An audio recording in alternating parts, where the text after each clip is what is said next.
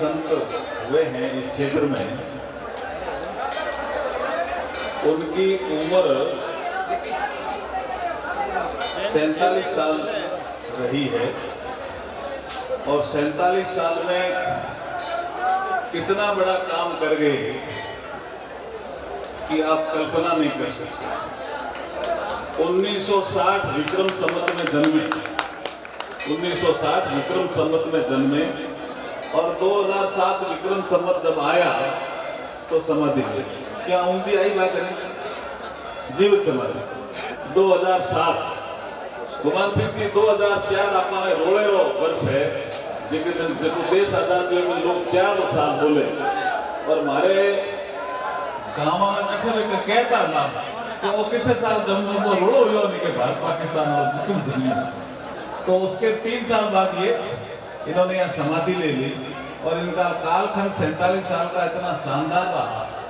मैं रामगोपाल मोहता साहब का जो लिटरेचर पढ़ रहा था उसमें भी इनका जिक्र आ रहा है और मैं विवेकनाथ जी की वाणियाँ पढ़ रहा था उनमें भी उनका जिक्र आ रहा है।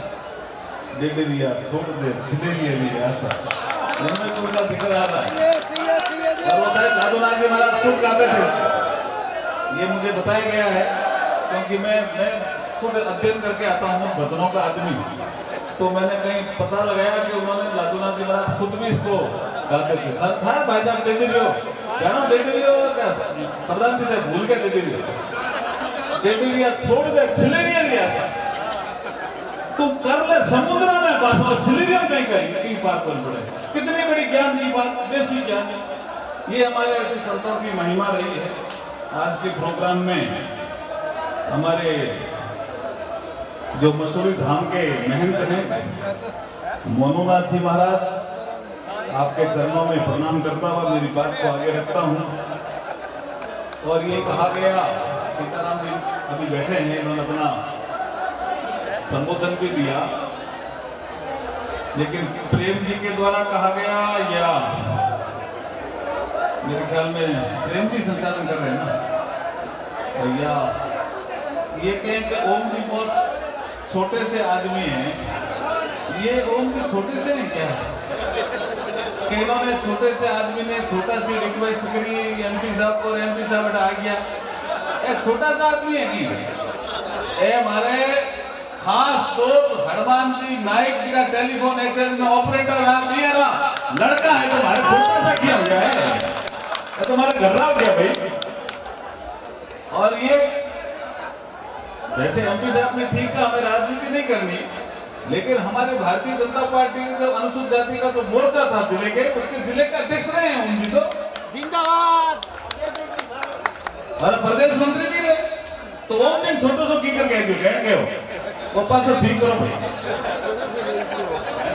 अच्छा प्रेम जी फौजी, हमारे मूलचंद जी नायक, जेठाराम जी, हमारे अभी जो एमएलए साहब कह रहे थे ताराचंद जी, उनका जिक्र मैं कर दूंगा थोड़ा, ताराचंद शाश्वास का बात कहता नहीं, कहीं देवना कहीं को मुंह बता दूं कर दूं, प्रधानमंत्री बात ही कर दूं, आत्मा राम जी ये देवना पड़ेगा भाई साहब, यहाँ कौन पार करेगा। और मन लगे कि गुमान सिंह जी आवड़ा ये तो मैं खोज रहा हूँ ठीक कर लो। ये इतनी महिलाएं आती है, ये बाथरूम कहाँ करती है, नहीं है ना कोई सिस्टम। हाँ तो इसको काम का अपना गुमान सिंह जी को खोज लो ठीक कर दो, ले लो। भागीरथ जी, रणजीत जी, हमारे संग्राम जी, सरपंच साहब भी हमारे बैठे हैं, बेगराम जी डॉक्टर साहब बैठे हैं, हमारे गोपी जी, हमारे कट गया जसवंत जी हमारे नापासर के मंडल अध्यक्ष भी आए हुए हैं, काफी लोग आए हुए हैं, सम्मानित लोग, सभी सम्मानित मंच करता हुआ मेरी बात को आगे रखता हूँ। देखिए ये बात सही है कि मैं लोकसभा में ठीक बोलता हूँ, इसमें कोई शक नहीं है, काम भी मेरा ठीक ठाक है, इसलिए प्रधानमंत्री नरेंद्र मोदी जी मुझे जगह जगह भेजते रहते हैं, लेकिन मैं भजन भी ठीक आऊँ भाई जी। हाँ अभी तक जाएंगे और मैं समझाऊं भी ठीक है, बचना के माध्यम से थाने समझाऊं मैं ठीक है। तो आज मेरा भजन होगा वो समझाइश का भजन होगा, लादूनाथ जी का ही भजन गाऊंगा मैं, लेकिन उसको लादूनाथ जी के भजन को कभी कबीर के साथ, कभी मैं बाबा रामदेव जी के साथ जोड़ करके इसको गाने की कोशिश करूंगा। क्योंकि आज ये भजन संध्या ही है, इसमें ज्ञान मिलना चाहिए और सत्संग में ज्ञान मिलता भी है, ये इसमें कोई शक नहीं। इसलिए मैं जो उनका एक भजन है, अच्छा संत की महिमा देखिए ना। किसी ने कहा आग लगी इस जंगल में, झर झर झरे अनका, संत न होते जगत में तो जल जाता संसार। तो संसार में संत की महिमा कितनी बड़ी। इस एरिया में उस जमाने में किस तरह का वातावरण था, किस तरह की छुआछूत रही होगी, किस तरह की सामाजिक कुरीतियां रही होगी। उस समय लादूनाथ जी के द्वारा सामाजिक कुरीतियां मिटाने का काम करना, नशे के खिलाफ बोलना, नशे के खिलाफ बोलना बड़ी बात होती है भाई साहब, छोटी बात नहीं होती है। और उन्होंने कहा मेरे साथ आइए, मैंने देखा है ब्रह्म को, मैं आपको ब्रह्म तक पहुंचाऊंगा। परा पसंती मध्यम भेद करी मायों के माध्यम से मैं आपको ब्रह्म तक पहुंचाऊंगा। ये जब उन्होंने ज्ञान दिया तो लोग जुड़ गए। और राम गोपाल जी मोता एक रसायनशाला वैसा बीकानेर में, उनके पीछे सत्संग होती थी। तो राम गोपाल जी मोता जो इस ऐसे वर्ग, जो वंचित वर्ग से लोग आते थे, साधु संत, उनको प्रमोट करते थे। राम गोपाल जी मोता खुद प्रमोट करते थे, उनको कहते थे गाओ क्या है आपके पास। तो ऐसे हमारे समाज में संत निकले, उनमें राम गोपाल जी मोता का बड़ा योगदान है। उनका गाओ क्या गाना, मैं वीरासर में मूलचंदी नायक होगा कि भजन नायक आवड़ा को नहीं, मैं गाया करे लादूनाथ जी बढ़िया, हमारे सिंह जी कलाकार भी गावे। तो वो गाते करने समय ये बताते हैं कि कुरीतियां मिटाने का काम भी लादूनाथ जी ने खूब किया। कुरीतियां मिटाना उस कितना बड़ा काम हाथ में लिया उन्होंने। और उन्होंने कहा संत समागम, हरि कथा, संत से मिलने से जो हमारे संस्कार आते हैं उसमें नैतिक बल होता है, और दूसरे जो संस्कार आते हैं उसमें नैतिक बल नहीं होता है, ये लादूनाथ जी ने कहा। इसलिए उन्होंने कई भजन में क्या कहा, गुरासा सूता हंस जगाया रे। देसी है मान लो, ये आराग ठीक है नहीं है? थोड़ा जुगान सूतो नींद में बाप कर चेताया रे।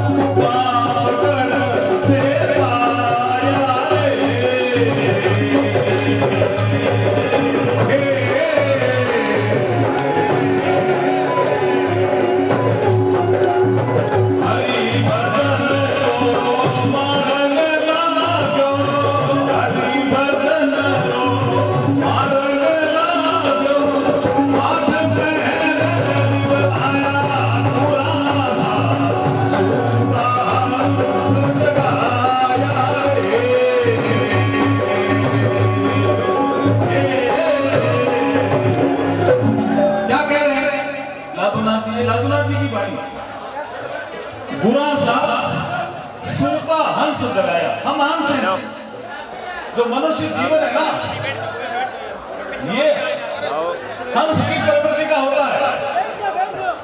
एक दिन बैठ जाओ भाई साहब, लोग पूछे मैं हंस किया, कहीं कहीं कोई गाय, कहीं कहीं कोई गाय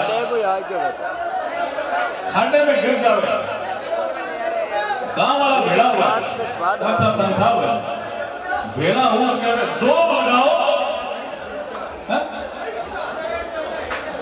वो संस्कृत का शब्द था। मैं हंस हूं, मेरी ड्यूटी है कि कोई विकट परिस्थिति में है उसको बचाना। तो गाय या खच्चर विकट परिस्थिति में मनुष्य और घना ही सोचिए भाई। अच्छा, कबीर दास जी का प्रभाव भी लादूनाथ जी पे बहुत पूरा था। इस भजन को भी बहुत अच्छी तरह से गाते थे। घना सोलियो रे अब तो दर मुसाफिर सोलियो हो अब तो दर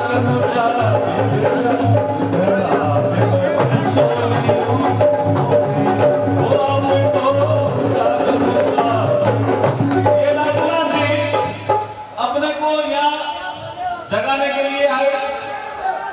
47 साल यहाँ इनका जीवन रहा। मैं आज ट्रेन से आया था दिल्ली से। मेरे ख्याल में मैंने 3-4 घंटे लाल गुलाब जी पे चिंतन किए। 3-4 घंटे उनकी बाणियां गाने वाले लोग कैसे कैसे उन्होंने काम किया। तो मेरे ध्यान में आया कि इस समाधि स्थल को समाधि लिए हुए 74 वर्ष पूरे हो गए। 2007 में विक्रम संवत में उन्होंने समाधि ली थी। 2000 विक्रम संवत 2081 चल रहा है। 74 वर्ष पूरे हो गए। 75वें वर्ष में प्रवेश कर गए ये समाधि स्थल। तो 75वां वर्ष को प्रधानमंत्री नरेंद्र मोदी जी ने अमृत काल कहा है और वो अमृत काल की बेला है। तो हम एमएलए साहब इस अमृत काल की बेला में सब आए हुए हैं। और इस अमृत काल में जो 75वां वर्ष शुरू हुआ है लादूनाथ जी के समाधि स्थल का, जो इस यूनिवर्स में कॉस्मिक एनर्जी दे रहे हैं हमें।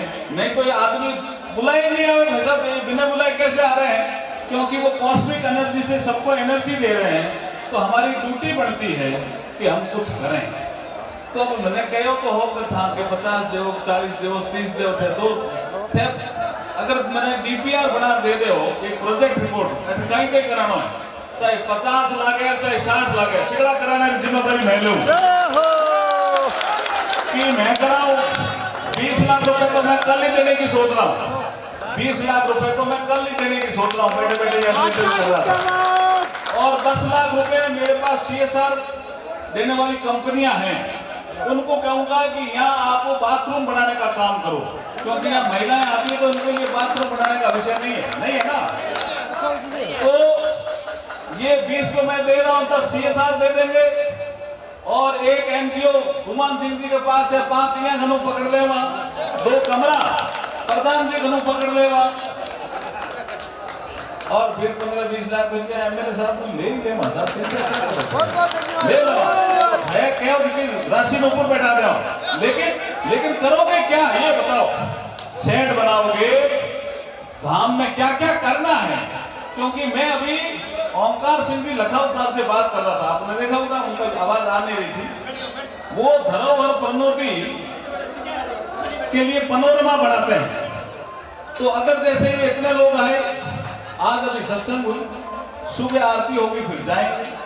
अगर कोई पनोरमा बन जाए 2-3 कमरों का, लादूनाथ जी कहाँ जन्मे, माता जी का नाम क्या था, पिताजी का नाम क्या था, कहाँ सत्संग की, कहाँ गए, पंजाब गए, हरियाणा गए, हनुमानगढ़ गए, गंगानगर गए, नोखा गए, लूणकंसर गए, कहाँ गए। क्योंकि आज मुझे अभी मिल रहे थे, कोई राजनगर से, कोई लूणकंसर से, कोई पंजाब से, अभी अबोर का भी मिला, अभी अबोर का भी आदमी मिला। इतना मतलब लादूनाथ जी के शिष्य सब जगह। और मुझे दिल्ली में भी अभी सीताराम जी ने बताया कि वहाँ पूरा एक आश्रम बना हुआ है। तो ये दिल्ली भी गए होंगे। तो जहाँ गए और अपने प्रभाव, आपने सात्विक प्रवृत्ति से जो प्रभाव छोड़ा, उनके पुराने अगर फोटो हैं, वाणियां उन्होंने लिखी है, जगह जगह अगर चित्र लगा करके दर्शा देंगे तो ये जितने आते हैं ये अगर उनका दर्शन करेंगे तो बहुत शानदार चीज बन जाएगी एक पनोरमा। और वो हम राजस्थान सरकार से बना लेंगे। क्यों भाई साहब? मैं ओमकार सिंह जी लखनऊ साहब को बना ले।